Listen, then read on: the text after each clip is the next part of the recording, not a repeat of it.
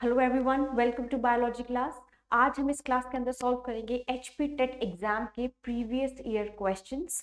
और इस पेपर से हम ये भी एनालाइज करेंगे कि आपके बायोलॉजी के अंदर ऐसे कौन से फील्ड्स हैं जो बहुत इंपॉर्टेंट है आपके पढ़ाई के लिए या आपके एग्जाम की स्ट्रैटेजी और प्रिपरेशन के लिए। So we are discussing today for the biology subject HP TET previous year exams. And ये प्रीवियस ईयर एग्जाम आपका जो वो है एग्जाम का है PYQ, वो है आपका अगस्त 2022 का। So let's start with the very first question. Corpus luteum secrete, तो कॉर्पस ल्यूटेम जो है वो क्या सिक्रीट करता है वो आपको बताना है। कौन सा हार्मोन सिक्रीट करता है कॉर्पस ल्यूटियम। सबसे पहले आपको ये पता होना चाहिए कि कॉर्पस ल्यूटियम है क्या। कॉर्पस ल्यूटियम जो है वो आपका कहाँ पर पाया जाता है। Obviously it is a part of female reproductive system. ठीक है, ओव्यूलेशन के टाइम पीरियड के बाद ये आपका क्या होता है, कॉर्पस ल्यूटियम जो होता है ये आपका वहां पर प्रेजेंट होता है। तो it is a part of female reproductive system. ठीक है, तो अभी हमको देखना है कि इसमें से कौन सा हार्मोन है जो ये सिक्रीट करता है।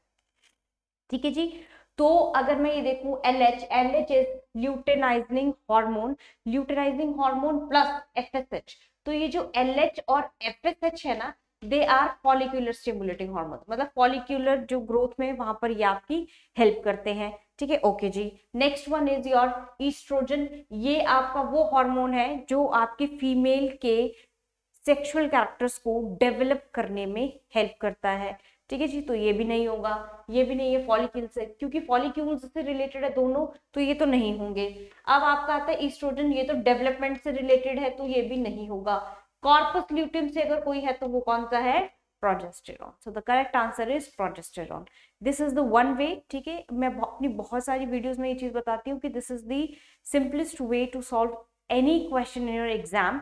प्लस अब दूसरा मेथड क्या है इस क्वेश्चन को सॉल्व करने का, दूसरा ये है कि डायरेक्ट मेथड, जहां पर आप क्या करते हैं, हम जब फीमेल रिप्रोडक्टिव सिस्टम पढ़ते हैं और हम उसके अंदर हॉर्मोन्स जब उसकी पढ़ते हैं, फीमेल रिप्रोडक्टिव सिस्टम के अंदर जब हम उसकी रेगुलेशन पढ़ते हैं, तो रेगुलेशन के टाइम पीरियड पर हम एक पूरा का पूरा एक चार्ट करते हैं जिसके अंदर हम देखते हैं कि कौन कौन से ऐसे हॉर्मोन्स हैं जो हमारी बॉडी के अंदर प्रेजेंट होते हैं एंड कौन कौन से टाइम पीरियड पर they get released. So it is very easy. ठीक है, क्वेश्चन देखो एचपी टेट के अंदर क्या है, क्वेश्चन पेपर जो होता है वो इतना कॉम्प्लिकेटेड नहीं होता है, इट इज वेरी सिंपल। जो पार्ट है आपका, कोई बायोलॉजी का जो पार्ट है उसके अंदर, as far as I am concern about this exam, HP TET के अंदर बायोलॉजी के जो क्वेश्चन है वो बहुत डायरेक्ट है, बहुत सिंपल है, येट कॉम्प्लिकेटेड इसलिए है क्योंकि वो बहुत डायरेक्ट और बहुत बेसिक क्वेश्चंस हैं, और ऐसी चीजों को यूजुअली क्या करते हैं, हम छोड़ देते हैं। ठीक है, तो ये हर एग्जाम का पैटर्न होता है कि आप किसी भी एग्जाम में कोई चीज छोड़ने की कोशिश करेंगे, आपको लगेगा तो बहुत सिंपल है, इतिहास तो क्यों ही आएगा, तो फिर वहीं से वो क्वेश्चन आता है। रीजन क्योंकि कहीं ना कहीं examiner knows the child psychology और स्टूडेंट साइकोलॉजी। ठीक है, तो आप ये भी समझ सकते हैं। दूसरी चीज ये है कि जब आप किसी चीज को डेप्थ में करते हैं, मेरा एक ही कंसर्न होता है कि अगर आप कोई भी चीज करते हैं उसको इतने अच्छे से कीजिए कि अगर वहां से कोई भी क्वेश्चन आ जाए तो आपको इतनी प्रॉब्लम ना हो उस चीज को सॉल्व करने के लिए। ठीक है, तो ये बहुत इजी क्वेश्चन है। एवरीबडी नोज कि ये जो एचपी टेट का एग्जाम है बहुत डायरेक्ट है। ठीक है, डायरेक्ट होता है, इजी है उनके लिए जिनके कंसेप्ट क्लियर है। यहाँ तो आपको पूरा का पूरा कंसेप्चुअल बेस और बहुत डेप्थ में नहीं है। ठीक है, आपके 12th तक का उसमें एग्जाम आ रहा है, आपको पैटर्न जो है बायोलॉजी का वो आ रहा है। ज्यादातर आपको +1 +2 यानी कि 11th 12th से ज्यादा क्वेश्चंस आते हैं, but they are very basic. ठीक है, जहां से आपको उनको ये पता चलता है कि आपकी जो कंसेप्ट अंडरस्टैंडिंग है वो कैसी है। ठीक है, तो कंसेप्ट अंडरस्टैंडिंग आपको अच्छी रखनी है और ऐसा करने से you can solve any exam और एनी क्वेश्चन। ठीक है, okay, moving towards the next question is loop of Henley is found in. अब देखो इसको कैसे सॉल्व करोगे, लूप ऑफ हेनले। ठीक है, अब ये कहाँ होता है आपका loop of Henley, it is the part of kidney यानी कि एक्सक्रीटरी सिस्टम। ये भी आपका डायरेक्ट क्वेश्चन है। ठीक है, ये आपका पार्ट होता है किडनी के अंदर। ठीक है, अब किडनी का पार्ट है, जब आपको इतना पता चल गया लूप ऑफ हेनले जो है वो किडनी का पार्ट है, तो लंग्स तो नहीं होगा, लीवर भी नहीं होगा, these are the organs. Okay, and neuron, देखो न्यूरॉन किसका है, नर्व सेल्स, न्यूरॉन उससे रिलेटेड है, ब्रेन से रिलेटेड, ये भी नहीं होगा। Nephron is the part of kidney. ठीक है, और ये नेफ्रॉन का पार्ट होता है loop of Henle with vasa rectum. ठीक है, वासा रेक्टा और ये काउंटर मैकेनिज्म वहां पर शो करते हैं, ये हम किडनी के अंदर पढ़ते हैं। एंड किडनी का जो ये जो नेफ्रॉन है, it is the functional unit of, ये फंक्शनल यूनिट है किडनी की, नेफ्रॉन को फंक्शनल यूनिट भी कहते हैं। जैसे cell is called as the structural and functional unit of life, हर एक आपका जब सिस्टम है उसका कुछ एक यूनिट है ना, कुछ कुछ ऐसे आपके सिस्टम्स हैं जिनके यूनिट्स हैं, जैसे कि एक्सक्रीटरी सिस्टम में के अंदर जो किडनी है उसका जो यूनिट है फंक्शन का, वो कौन सा या फंक्शनल यूनिट है, उसको हम क्या बोलते हैं, we call it as nephron. Done. तो ये बहुत डायरेक्ट क्वेश्चन है, बहुत सिंपल क्वेश्चन है, and this is the question paper of August 2022। ठीक है, आप उसको देख सकते हैं, अगस्त 2022 में जो एग्जाम हुआ है लास्ट ईयर, हम वो डिस्कस कर रहे हैं। Okay, moving towards the next one is initiation codon for protein synthesis are. अब यहाँ पर इनिशिएशन कोडोन है, अब ये कहाँ का है मैं आपको साथ में बता देती हूँ रेफरेंस कि ये क्वेश्चन आपको कहाँ से आया है। ये क्वेश्चन आया है आपको आपके जो डीएनए यानी कि जेनेटिक्स का जो पार्ट है आपकी क्लास 12 से क्वेश्चन है ये। ठीक है, क्लास 12 से है, जहां पर आप ट्रांसलेशन ट्रांसक्रिप्शन पढ़ते हैं इन प्रोसेसेस को, और वहां से आपको ये क्वेश्चन आया है। ठीक है, और अब यहाँ को पूछा है आपको इनिशिएशन कोडोन्स किसके, प्रोटीन सिंथेसिस के। प्रोटीन सिंथेसिस को और क्या बोलते हैं, जब आप इसको पढ़ रहे थे प्रोटीन सिंथेसिस आपने 12th में पढ़ा होगा, it is also called as translation. ठीक है, ट्रांसलेशन इसको कहते हैं आप, इट इज द प्रोसेस जहां पर आपकी प्रोटीन सिंथेसिस होती है। ओके, एक और चीज आपको यहीं पे क्लियर कर देती हूँ, देखो डीएनए से बनता है आरएनए एंड आरएनए से बनती है प्रोटीन्स, ये आप पढ़ते हैं अपनी बायोलॉजी के अंदर, क्लास 12 में पढ़ा है। अब क्या है, देखो अगर ध्यान से देखोगे तो मैंने एरो यहां पर दोनों तरफ लगाया है और यहां पर एक तरफ, डीएनए से आरएनए और आरएनए से भी डीएनए बन जाता है। ठीक है, अब आरएनए से बन रही है प्रोटीन्स, इस पूरे प्रोसेस को कहते हैं, मतलब whole process is called as central dogma.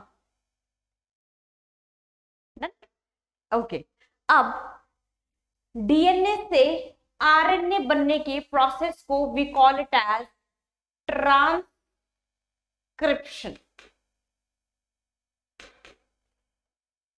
ठीक है, और आरएनए से प्रोटीन बनने के प्रोसेस को we call it as translation.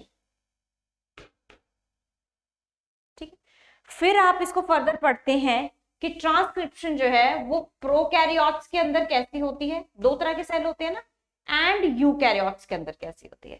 Same goes for translation, prokaryotes के अंदर कैसी होती है और यूकैरियोट्स के अंदर कैसी होती है। अब ये अलग अलग क्यों, क्योंकि दोनों सेल के स्ट्रक्चर्स भी क्या है, अलग अलग हैं। ये बैक्टीरिया का पार्ट है, यहाँ पे तो चलो आपको फ्रॉम प्रोटिस्टा टू एनिमेलिया सब आते हैं। अब क्या है आपको कि आप ट्रांसक्रिप्शन दोनों में अलग अलग पढ़ रहे हैं और यहाँ की दोनों की प्रोसेसिंग भी अलग अलग है। ये क्वेश्चन आपको आया है यहाँ से ट्रांसलेशन से कि इस प्रोसेस के अंदर इनिशिएशन कोडोन यानी कि प्रोटीन सिंथेसिस जब स्टार्ट होती है तो वो कैसे स्टार्ट होती है। तो दो तरह के कोडोन्स होते हैं, एक को कहते हैं आप इनिशिएशन कोडोन और एक होते हैं आपके स्टॉप कोडोन्स। इनिशिएशन का मतलब है किसी भी प्रोसेस को स्टार्ट करने के लिए, एंड एक होता है आपका स्टॉप कोडोन या टर्मिनेशन कोडोन्स। स्टॉप कोडोन्स जो कि उस प्रोसेस को स्टॉप कर देते हैं। तो ये जब हम क्लास में करते हैं तो हम इसको बहुत डिटेल में, ऑब्वियसली मैं आपको बहुत डिटेल में ये चीज करवाऊंगी, सो दैट यहाँ से कोई भी क्वेश्चन आ जाए, mark my words, you will not regret to join by joining the course और क्लासेस। क्योंकि आपको जब यहाँ से क्वेश्चन आएंगे यू कैन सॉल्व एनी, क्योंकि जब हमने कंसेप्ट ही क्लियर कर दिया तो फिर बचा ही कुछ भी नहीं, तो फिर कैसा भी क्वेश्चन आ जाए वी कैन सॉल्व। ठीक है, तो मेरा एक ही पैटर्न होता है, कोई भी एग्जाम हो, कि अगर आप कोई भी क्वेश्चन सॉल्व कर रहे हैं और हमने वो चीज क्लास में की है, and if I am holding any kind of a topic and I am explaining it, तो मेरा ये मोटिव है कि आप जब एग्जाम में बैठो तो आपको वहां का एक ही क्वेश्चन आता हो और आपको उस पैटर्न से, उस टॉपिक से अगर कोई क्वेश्चन आ रहा है तो you are very much aware और you are very much capable of doing that question. Okay, so this is your the process, ये हम करते हैं क्लास। डोंट वरी, अगर आप कोर्स ज्वाइन करेंगे या कुछ भी है क्लास में आएंगे तो मैं आपको इससे भी डिटेल में वो चीजें करवाऊँ। Obviously I am gonna explain both of them also, ताकि वहां से अगर क्वेश्चन आ जाए तो you can easily solve them. Okay, so अब जो इनिशिएशन ऑफ स्टॉप कोडोन्स हैं वो दो तरह के हैं। आपको क्वेश्चन आया है इनिशिएशन कोडोन से, तो इनिशिएशन का मतलब दो ऐसे कोडोन जो आपके क्या करते हो, प्रोटीन सिंथेसिस को स्टार्ट करते हो। तो आपने देखा होगा कि दो तरह के कोडोन्स हैं, आपने पढ़े भी होंगे आपने 12th में। देखो, अगर आपको एक इनिशिएशन कोडोन पता है, that is AUG। AUG stands for methionine, है ना, पर साथ में GUA है, ये नहीं होता है। अगर आपने एनसीईआरटी की लाइन ध्यान से पढ़ी हो, वहां पर लिखा हुआ है AUG and GUG both of them, ये भी आपका किसके लिए कोड करता है, मिथ्योनिन के लिए कोड करता है। So that is why this is the correct answer. अब क्या है आपका, देखो ये स्टॉप कोडोन है UAA UAG, ये नहीं होगा तो ये तो ऑप्शन ही खत्म हुए, ये भी नहीं है, ठीक है। दोनों में से निकालना था तो ये GUA की वजह से ये खत्म हो गया, क्योंकि ये नहीं होता है। और नीचे दिया हुआ है GUG, दो कोड, ये दोनों किसके लिए कोड करते हैं, मिथ्योनिन के लिए। अब दोनों मिथ्योनिन के लिए कैसे, आपने कोडोन्स का नेचर पढ़ा होगा, हम सबने पढ़ा है, जो कोडोन्स होते हैं देखो यूनिवर्सल कैसे होते हैं। AUG जो होगा वो हमेशा मिथ्योनिन के लिए ही कोड करेगा। वहां पर ऐसा लिखा होता है कि ये तीन है ना आपके न्यूक्लियोटाइड्स, तीन से बना है ना, ट्रिपलेट से, तो ये क्या होगा, AUG हमेशा मिथ्योनिन के लिए ही कोड करेगा। बट ये नहीं है कि सिर्फ यही करेगा, any other one or more codon can code for one amino acid, but अलग अलग हो सकते हैं, लेकिन ये जो मिथ्योनिन है वो क्या रहेगा, वो एक ही रहेगा। तो दो एक, देखो AUG है, ये भी मिथ्योनिन के लिए कोड कर सकता है, GUG है वो भी कर सकता है मिथ्योनिन के लिए कोड, दोनों अलग अलग मिथ्योनिन को कोड कर रहे हैं, ठीक है। पर मिथ्योनिन एक ही है, मिथ्योनिन अलग नहीं हो जाएगा, वो एक ही है, ठीक है। तो ये यूनिवर्सल आपका फैक्ट होता है, that is why the correct answer is GUG and AUG। बहुत डायरेक्ट क्वेश्चन है, ये तो मैंने आपको कंसेप्ट समझाने के लिए वो चीज की है, अदरवाइज आपने डायरेक्ट भी शायद मोस्ट ऑफ देम और मोस्ट ऑफ यू पीपल आपने सॉल्व कर भी दिया होगा, जब तक मैं एक्सप्लेन कर रही हूँ तब तक आपने शायद सॉल्व भी कर लिया होगा। It is very easy. The duration of human cardiac cycle is, तो ह्यूमन कार्डियक साइकिल का मतलब क्या होता है, cardiac cycle is the contraction and relaxation of heart muscles, ठीक है। कॉन्ट्रैक्शन एंड रिलैक्सेशन किसकी, contraction and relaxation of ventricle as well as and arterials या फिर आर्टरिया, ठीक है, इनकी कॉन्ट्रैक्शन और रिलैक्सेशन होती है। A human heart beats 72 times, है ना, पर मिनट, इतना ही होता है। एक ये क्वेश्चन बनता है आपका 72 टाइम्स पर minute, and the second question is कि ये जो आपको आया ड्यूरेशन कितनी होती है इसकी, द ड्यूरेशन इज 0.8 सेकेंड्स, ठीक है। तो correct answer is, this is very direct. जब आप इसको ह्यूमन हार्ट को करते हो तो वहां पे आप इस चीज को वैसे ही वन लाइनर्स में करते हैं। Next question is which of the following is N abiotic component, abiotic component of the ecosystem. This is your from chapter ecology, ठीक है, जो कि आपके कोड करते हैं from chapter 13 to 16 of your class 12th, ठीक है। उसमें क्या है आपका, दो तरह के इकोसिस्टम के अंदर आपके कंपोनेंट्स होते हैं, abiotic and biotic. Biotic means living, है ना, तो लिविंग, अब इसमें से पहले लिविंग निकाल लो, बैक्टीरिया लिविंग है, बिल्कुल है जी, ठीक है, तो ये तो नहीं होगा। प्लांट है, बिल्कुल है जी, तो ये भी नहीं होगा। फंगस लिविंग है, बिल्कुल है। Humus non living, abiotic, correct answer is humus. तो जब हम डिफरेंशिएट करते हैं हमें पता चल जाता है लैंड वाटर ये नॉन लिविंग में ही आते हैं, ठीक है। So this is your correct answer. Next one is the bending of shoot of a plant in response to light is called as. अब देखो रिस्पॉन्स टू लाइट, रिस्पॉन्स पूछा है, हमेशा ध्यान से, हमेशा क्वेश्चन को 2 बार पढ़ो, हमेशा कहती हूँ 2 बार क्वेश्चन पढ़ना है और क्वेश्चन की डिमांड देखनी है कि वो पूछ क्या रहा है।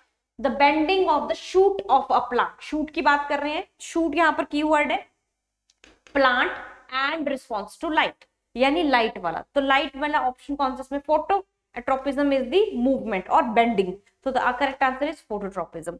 अब अगर किसी को कोई डाउट हो तो geotropism is regarding the earth, मतलब ग्रेविटी से रिलेटेड है, थिग्मोट्रोपिज्म जो है this is somehow it is related with your thigmo किससे रिलेटेड, ठीक है, और कीमोट्रोपिज्म जो है it is related with your chemicals,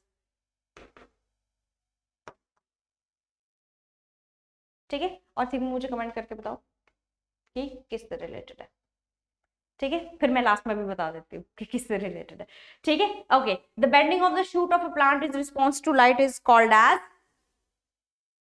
phototropism, ठीक है जी। उसके बाद आपका आता है next question is mulberry leaves जो है they are the food of, ये आपके किसके फूड है, जो आपके मलबरी लीव्स हैं। सो अगर आपने ये देखो ये जो क्वेश्चन है ना ये थोड़ा सा आपका आप कह सकते हो कि डेप्थ में है, ठीक है, और आप ये भी कह सकते हैं कि ये समहाउ आपका जो रिलेटेड है it is from your higher, थोड़ा सा है हायर, ठीक है जी। अब क्या कर सकते हैं आप इसका कि कैसे देखोगे इसको, ये आपकी बेसिकली प्लांट क्लासिफिकेशन से है। सो द मलबरी लीव्स जो है they are the food of, ये डायरेक्ट क्वेश्चन है वैसे जब आप एंजियोस्पर्म से सब कुछ करते हो, द सिल्क वर्म, ठीक है, तो ये आपको हुआ, तो दिस इज दी ये। चलो मैं आपको इफ somebody कैन आंसर तो ठीक है, अगर नहीं कर सकते तो मैं बता देती हूँ। देखो जियोट्रोपिज्म जो है it is related with the gravity, phototropism it is related with the light, ये मैं आपको बता चुकी हूँ केमिकल्स, ठीक है, एंड थिग्मोट्रोपिज्म किससे रिलेटेड है, इट इज दी, मतलब देखो थिग्मोट्रोपिज्म ना आप ऐसे समझ सकते हो कि ये एक रिस्पॉन्स टू स्टिमुलाई की तरह होता है, तो ये स्टिमुलस के रिगार्डिंग होता है, प्लांट एनिमल ऑर्गेनिज्म कोई भी है इट इज द स्टिमुलाई, तो अगर कोई स्टिमुलाई इसको मिलता है तो प्लांट कैसे रिस्पॉन्ड करता है उसको आप थिग्मोट्रोपिज्म कहते हैं, ठीक है, तो मैं यही क्लियर कर दिया, अगर किसी को पता है very good. Okay, next question is colour blindness is due to, colour blindness किसकी वजह से होती है आपकी, तो कलर ब्लाइंडनेस जो है it is related with your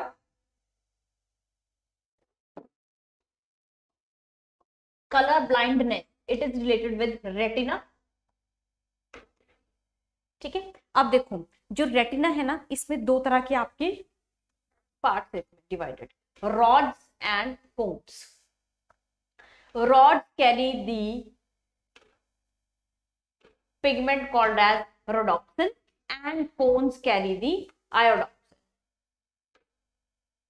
ठीक है, ये लो लाइट के अंदर यानी डार्क में बेसिकली आपका वो करता है, रिस्पॉन्सिबल है, and this one is in your day light vision, और वहां पर भी क्या है आपका, और ये कलर को भी वो करता है, तो जो कलर वाला पार्ट है वो यहाँ आता है कोन्स में, तो the correct answer is cones, ठीक है। And these are your two types of proteins जो आपकी, इसको आप बोलते हो विजुअल प्रोटीन्स, सो यहाँ से भी क्वेश्चन आ सकता है आपको, विजुअल प्रोटीन्स ये रेटिना के अंदर, तो रॉड्स जो है रोडॉप्सिन है, कौन सा आपके एडॉप्सिन है, ठीक है। Okay, next question is a unique event,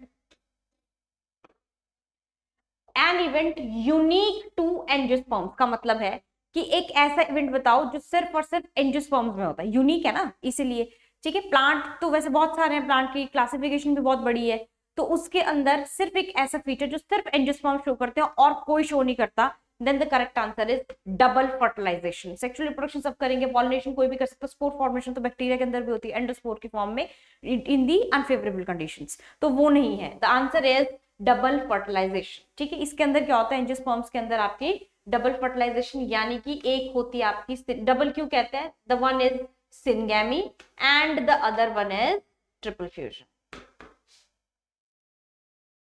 ठीक है। syngamy तो क्या हो गया, देखो ये आपका सिंपल एक मेल गैमीट जो होगा वो फीमेल के साथ जब फ्यूज होता है, they fuse together, we call it as syngamy, ठीक है। एक मेल गैमीट जब एक फीमेल एग के साथ वो हो रहा तो that is called as syngamy।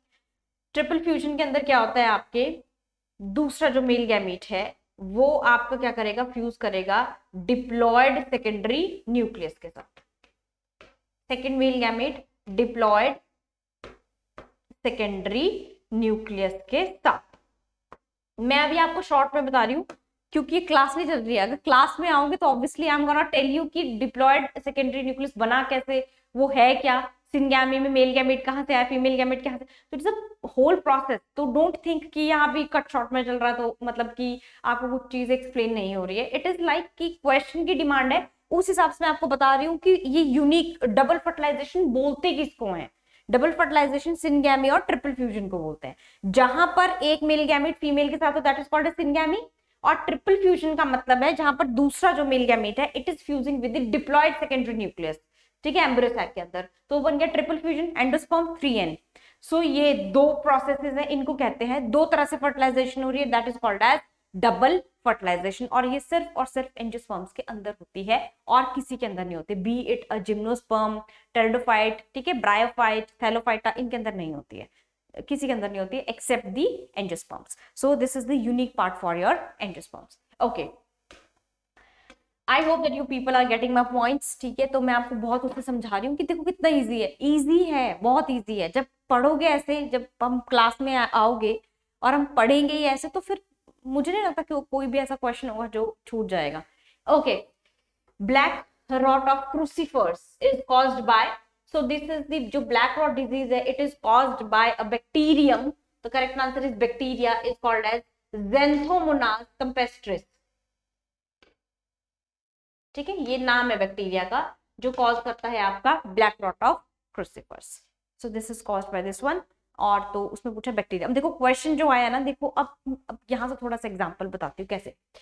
अब अगर आप ये लाइन पढ़ोगे ना तो आप ऐसे पढ़ोगे, black rot of crucifers is caused by a bacterium, और वो बहुत लाइट वर्ड्स में लिखा होगा, बैक्टीरियम कॉमा ज़ैंथोमोनास कैम्पेस्ट्रिस।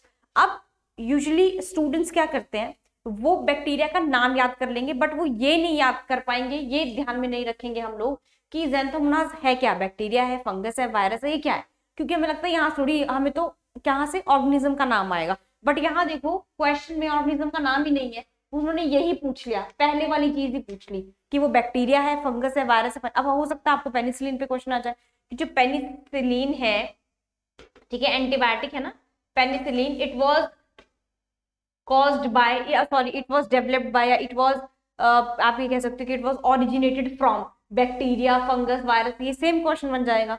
तो फिर हम वही तो चीज याद नहीं रखते हैं कि वो जो पेनिसिलिन जो नोटेटम है, whether it is a fungus, bacterium, virus, क्या है वो, हम वो चीज याद ही नहीं रखते, तो और क्वेश्चन आपको वहीं से आया है, तो यू कैन सी। इसलिए क्वेश्चन को कैसे करना है वो समझा रही हूँ। तो अगर आप ये सारी चीजें हाई डिमांड पे, मतलब कि आप इसको हाईली अच्छे से करते हो और इसको भी याद रखते हो, तो क्वेश्चन तो यहीं से आ गया ना, ये तो पूछा ही नहीं, ठीक है। ओके, सो ये हो गया आपका। Next moving towards the question is Edward Jenner discovered the vaccine for which disease, ये बहुत इजी है, ठीक है, direct is the smallpox answer, ठीक है। Okay, next one is which of the following is plasmid. अब ये plasmid क्या है, सबसे पहले आपको ये पता होना चाहिए कि प्लाज्मिड है क्या। अगर आपको ये पता है कि प्लाज्मिड है क्या, तो फिर ये क्वेश्चन बहुत इजी है, उसमें मुझे फिर ऑड वन आउट या इवैल्यूएट या एलिमिनेट करने की जरूरत नहीं है। पहले मैं आपको बता देती हूँ, इसका करेक्ट आंसर है PBR 322। अभी प्लाज्मिड है क्या, प्लाज्मिड जो है वो आपका एक्स्ट्रा क्रोमोसोमल जेनेटिक वो है, जो एक्स्ट्रा क्रोमोसोमल पार्ट है आपका किसके अंदर होता है, ये बेसिकली आपके प्लाज्मिड जो है वो प्रोकैरियोट्स के अंदर होता है, और इसकी सेल्फ रेप्लिकेशन की कैपेसिटी होती है, इसलिए हम इसको recombinant DNA technology, and in short we call it as RDT, recombinant DNA technology में हम इसको यूज करते हैं, एंटीबायोटिक प्रोडक्शन में हम इसको यूज करते हैं, बहुत जगह इसका यूज होता है प्लाज्मिड का, क्योंकि इसकी सेल्फ रेप्लिकेटिंग कैपेसिटी बहुत ज्यादा होती है। अगर आप इनको देखिए, rest of the 3 are, this one and this one are restriction enzymes, जो कि आपकी कटिंग में हेल्प करते हैं डीएनए को, है ना, रेस्ट्रिक्शन एंजाइम्स, तो ये सब तो रेस्ट्रिक्शन है, तो ये भी नहीं है, ये भी नहीं है, ये भी नहीं है, these are the restriction enzymes, only one, this one is your plasmid, and this plasmid in RDT is used as vector, vector means carrying the foreign DNA within its body and replicating of इसकी number of copies बन जाती है। ये आपने पढ़ा है ना, जब आप क्लास 12 की जेनेटिक्स डीएनए करते हैं, वहां पे आपने देखा होगा जेल इलेक्ट्रोफोरेसिस करते हो, सबसे पहले आप क्या करते हो, रेप्लिकेशन करते हो, डीएनए की नंबर ऑफ कॉपीज बनाते हो, वहां पे सबसे पहले आप रेस्ट्रिक्शन एंजाइम्स पढ़ा है ना, वो कि जितना सा आपको चाहिए होता है DNA, you cut it with the help of restriction enzymes, तो वो रेस्ट्रिक्शन एंजाइम्स है ये वाले। Done, okay. Next one is in grafting, scan is, अब देखो ग्राफ्टिंग क्या होती है, ये आपका ये एक तरह का एसेक्सुअल मोड ऑफ रिप्रोडक्शन है प्लांट्स के अंदर। स्कैन और दो तरह के होते हैं आपके, ठीक है, एक होता है स्कैन और एक होता है आपका स्टॉक, और एक होता है स्कैन, ठीक है। Scan is for your shoot part and stalk is of the root part. For example, let's say grafting के अंदर क्या है कि जैसे आपका ये प्लांट है, ठीक है, अभी ये प्लांट है, अभी मुझे क्या करना है कि ये चाहिए कटिंग, अब मेरे को क्या करना है, इसका अलग एक हाइब्रिड काइंड ऑफ बनाना है। दूसरा प्लांट है उसका मैं क्या लूंगी, रूट ले लूंगी, that is called as stock, और इसको मैं ऐसे काटूंगी टेढ़ा, ठीक है, और this is called as scion. अब मैं इसके साथ ये उस वाले को भी ऐसे काट दिया, और अब इस वाले को इसके साथ जाके जोड़ दूंगी and I will cover it. So this is called stock and scion. अलग अलग हो गए। तो स्टॉक क्या है, a part of stem of desired variety, stem का पार्ट है। रूट कौन सा है, रूट अगर यहाँ क्या होता स्टॉक होता तो ये रूट होता, बट यहाँ स्कैन पूछा तो इट इज दी स्टेम, यानी कि शूट पार्ट है। एंड तो जब हम दो अलग अलग प्लांट्स का, एक का स्टॉक और एक का स्काइन, जब हम इसको कंबाइन करते हैं, this process is called as इनॉस्क्यूलेशन।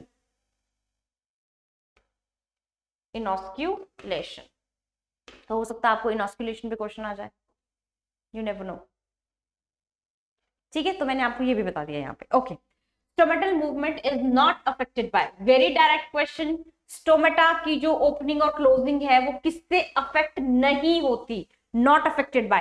Temperature तो भाई बहुत इंपॉर्टेंट है, लाइट इंपॉर्टेंट है, CO2 कंसेंट्रेशन वेरी इंपॉर्टेंट, लो हाई हो तो स्टोमेटा ओपन और क्लोज होते हैं, टेम्परेचर के हिसाब से ओपन क्लोज होते हैं।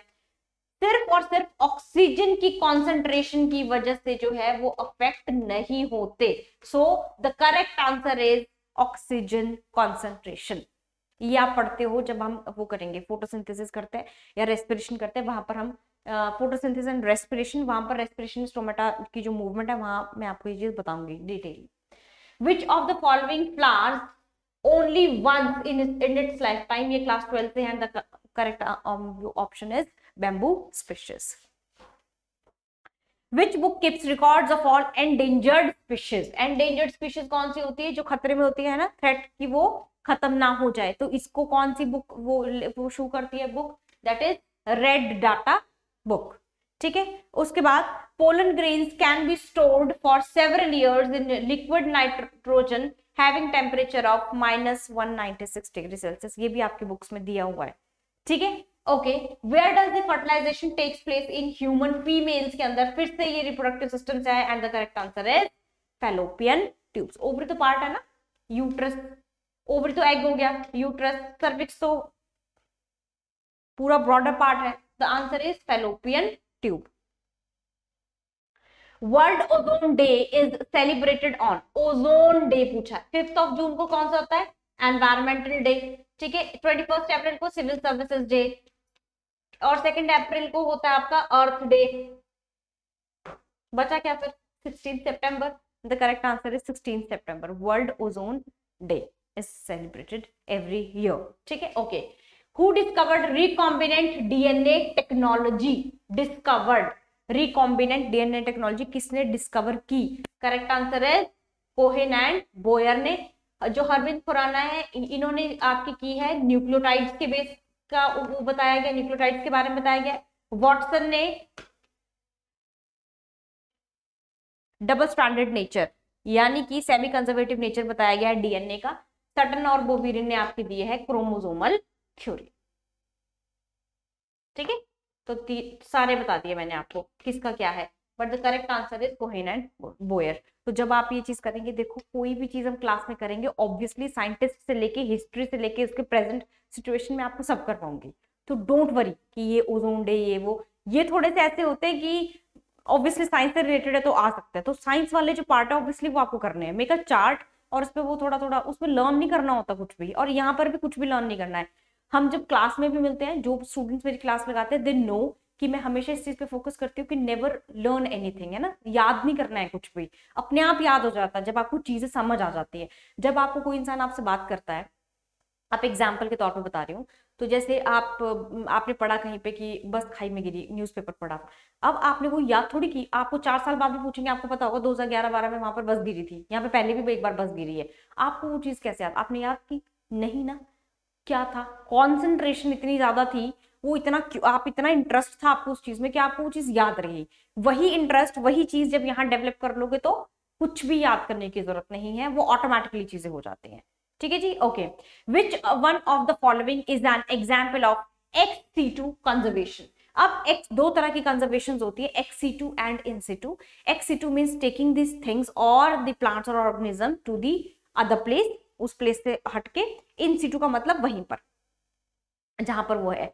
तो नेशनल पार्क्स तो वहीं पर होते हैं, उनको उठा के थोड़ी लेके जाते हैं, तो ये नहीं होगा। सेंचुरी भी सेम है। सेक्रेड ग्रुप्स तो प्लांट्स होते हैं जिनके साथ हम थोड़ा रिलीजियस वो जोड़ देते हैं, अपने बिलीव्स जोड़ देते हैं, तो ये भी नहीं है। तो करेक्ट आंसर क्या बन गया फिर? सीड बैंक, सी। कंसेप्ट क्लियर है तो क्वेश्चन अपने आप निकल जाएगा, बस कंसेप्ट ही क्लियर करना है। Next is who propose the chemical evolution of life. ये भी आपका एवोल्यूशन चैप्टर से है और ये वहां पे दिया हुआ भी है। And this is the Oparin and हेल्डेन। He said कि केमिकल क्या हुआ कि एक जो अर्थ है उसमें क्या होता है, छोटे छोटे स्मॉल केमिकल्स मिक्स होते गए और वो कॉम्प्लेक्स में कन्वर्ट हो गए, और फिर वहां से जो एक जो लाइफ निकली, फंक्शनल लाइफ, उसको कहते हैं आप सेल्स। तो वो ये कहते हैं। सो this is your from evolution chapter. सबके बारे में आप बुक में पढ़ते हो, हैकेल, डार्विन, लेमार्क, ये सब उसमें दिया हुआ है एवोल्यूशन चैप्टर में, class 12th biology. First polar body is formed at which state of oogenesis। तो ये होता है आपका फर्स्ट मियोसिस के अंदर। ठीक है जी। Main function of insulin hormone. Insulin hormone is secreted by the gland called as pancreas. ठीक है, पेनक्रियास दो तरह के ग्लैंड सिक्रेट वो हार्मोन सिक्रेट करता है। Number one is insulin and the second one is glucagon. ठीक है, तो जो ये ग्लूकोज के लेवल को इंक्रीज करता है, मतलब ठीक रखता है आपकी बॉडी के अंदर, और ये अगर इसका लेवल बढ़ने लगे तो फिर ये सिक्रेट हो, तो ताकि ग्लूकोज के लेवल को कम कर सके। जब ये अब ये कंसेप्ट आपका अंडरस्टूड है कि जो दो तरह के हार्मोन्स है, ग्लूकागन के अंदर ग्लूकोज का लेवल इंक्रीज होता है, और इंसुलिन अगर ये ज्यादा बढ़ने लगे है ना, एक टाइम एक लिमिट से ऊपर जाने लगे, तो इंसुलिन सिक्रीट होता है और वो ग्लूकोज के लेवल को डिक्रीज करता है, ताकि शुगर का जो लेवल है, ग्लूकोज शुगर जो है वो कम रहे। अब ये हमारा कंसेप्ट है। मान लीजिए आपने क्लास में ऐसे पढ़ा और आपको ये क्वेश्चन आ गया। अब यहाँ से ऑप्शन देखो कौन सा है जो ब्लड शुगर, अब आपको पता है इंसुलिन तो करता क्या है, शुगर के लेवल को कम करता है, डिक्रीज करता है। तो correct answer is decrease. Blood increase तो नहीं होगा। ग्लाइकोजन लीवर का तो फंक्शन ही नहीं, क्योंकि सिक्रेटरी पैनक्रियास कहाँ होता है, इधर पैनक्रियास। तो answer is decrease the blood sugar. See concept clear है, आंसर डायरेक्ट निकल जाता है without even thinking for a second also. Okay, cell theory is not applicable for. Cell theory किस पे अप्लाई नहीं होती? ठीक है, तो this is not applicable on the viruses, क्योंकि वायरसेस की बॉडी किससे बनी होती है आपकी, देखो प्रोटीन, वो एक्सेप्शन है। बाकी बैक्टीरिया, फंगस, एल्गी, इनका समहाउ सेम रहता है, और ये हम पढ़ते भी हैं। ये जब हम क्लास में पढ़ते हैं, ठीक है, जब आप क्लास में आओगे, आप क्लास देखो, पहले चैप्टर में मैं आपको बताऊंगी ये चीज कि सेल चैप्टर के अंदर what are the exceptions. Exceptions का मतलब है ये कहाँ कहाँ अप्लाई नहीं होती, और यहाँ से देखो ये क्वेश्चन आया हुआ है अभी। ठीक है, लग जाएगा आपको पता जब आप क्लास में आओ। Fat soluble vitamin that regulate blood clotting. देखो फैट सॉल्युबल है। अब मान लो इसमें से आपको लगे कि ब्लड क्लॉटिंग में तो के भी हेल्प करता है, ब्लड क्लॉटिंग में सी भी रिलीज होता है, पर वो कहां से होता है, कहीं और से। अब देखो ये क्या है आपका, वाटर सॉल्युबल है, ये वाटर सॉल्युबल है, ये भी नहीं होगा। दिस इज योर, अब ये दो बच गई आपकी, कौन सी, फैट सॉल्युबल। ए तो ऑब्वियसली आपकी किससे रिलेटेड है, आई साइड से, ये भी नहीं होगी। तो करेक्ट आंसर इज विटामिन के। ठीक है, transverse binary fission occurs in. तो ट्रांसवर्स बाइनरी फिजन के ना टाइप्स होते हैं। ठीक है, तो ये जो बाइनरी फिजन है ये ट्रांसफर लॉन्गिट्यूडनल होती है। ठीक है, तो इसके अंदर आपकी लॉन्गिट्यूडनल होती है, इसके अंदर सिंपल होती है, और इसके अंदर हाइड्रा के अंदर आपकी कैसी होती है, बाइनरी फिजन बडिंग से होती है। ठीक है जी, और तो आंसर बन गया आपका पैरामीशियम। और वैसे भी ट्रांसवर्स बाइनरी फिजन जो होती है इट अकर्स इनटू दी सीलिएट्स, तो सीलिया वाले, तो उसमें कौन से है, पैरामीशियम इज द आंसर। तो क्लास में जब आप आओगे तो मैं आपको बताऊंगी कि ये बाइनरी फिजन ये ऐसे सीलिएट्स में होती है, और उसमें एग्जांपल ऑब्वियसली पैरामीशियम और भी एग्जांपल्स हैं, तो आप वहां से भी डायरेक्ट क्वेश्चन सॉल्व कर सकते हो, बहुत ईजी है। ठीक है, okay. Life span of human RBCs is all about 120 days, simple. The embryo at 16 cell stage, this again from the reproduction of humans में से आया है। तो देखो रिप्रोडक्शन चैप्टर बहुत ज्यादा इंपॉर्टेंट है और इसमें बहुत कॉम्प्लिकेशंस होती हैं, इसलिए आपको ज्यादा क्वेश्चन देने से आए। And the correct answer is morula, blastula, gastrula, ये स्टेजेस होती हैं डेवलपमेंट के अंदर, जहां पर सेल्स जो होते हैं वो डेवलप करते हैं खुद को, और फिर वहां से आपकी ये स्टेजेस बनती है। So this was all about for today's video. आपने यहाँ से बहुत सारी चीजें समझी होंगी, आई होप। बहुत सारे आपके ऐसे कंसेप्ट होंगे जो मैंने आपको बहुत कम टाइम में समझाने की कोशिश की है। I hope that you people are getting my point. ठीक है, तो जो HPTET का एग्जाम है वो इतना ज्यादा बहुत ज्यादा मुश्किल है, बट मुश्किल इसलिए क्योंकि वो डायरेक्ट क्वेश्चंस है, एंड समटाइम्स जो कुछ कंसेप्ट्स होते हैं वो हमारे क्लियर नहीं होते और हमें ये नहीं पता चलता कि वो हम उसको पढ़ेंगे कैसे, है ना। तो वो सारी चीजें जो होंगी वो कंसेप्ट लर्निंग आपकी यहाँ हो जाएगी। डोंट वरी, कुछ भी याद करने की जरूरत नहीं पड़ेगी। सबसे अच्छी चीज ये है कि आपको याद करने की जरूरत नहीं पड़ेगी और याद करना भी नहीं है। ठीक है, बहुत इजीली आपका ये चीजें हो जाएंगे। ठीक है, so will meet you in the next video. Till then, thank you and have a nice day, take care.